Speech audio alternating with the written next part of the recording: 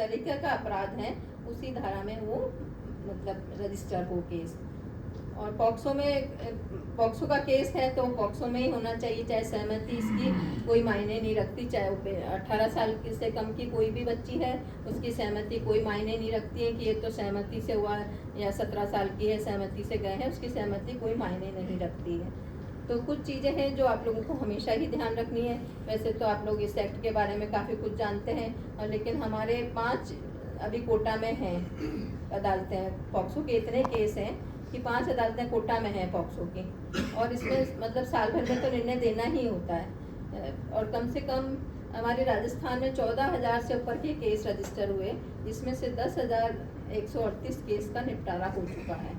और ये 2024 तक के आंकड़े बता रही हूँ मैं, जुलाई तक के, उसके बाद के तो अभी बाकी हैं, बिल्कुल लेटेस्ट आंकड़े मेरे पास नहीं हैं, पर ये मैं आपको बता रही हूँ। तो इतने केस रजिस्टर हमारे हो रहे हैं पॉक्सो के। मतलब समाज की क्या हालत है ये आप लोग सब रोज़ पेपर में पढ़ते हैं, मीडिया भाई भी रोज़ लिखते हैं कि, पर फिर भी किसी को कोई फ़र्क नहीं पड़ रहा है कि हम इतनी कठोर सजा है। सबसे पहला बड़ा केस आया था बापू आसाराम जी का, जो आज तक भी जेल में है, ये पॉक्सो के अंतर्गत। ये पॉक्सो एक्ट इतना टाइट है, इतना सख्त है कि इसमें कोई बच नहीं सकता। यदि उसके पास केस रजिस्टर हो चुका है, फिर उसके बाद सुलह की भी कोई शिकायत वो वापस नहीं ले सकता है एज पर नॉर्म्स।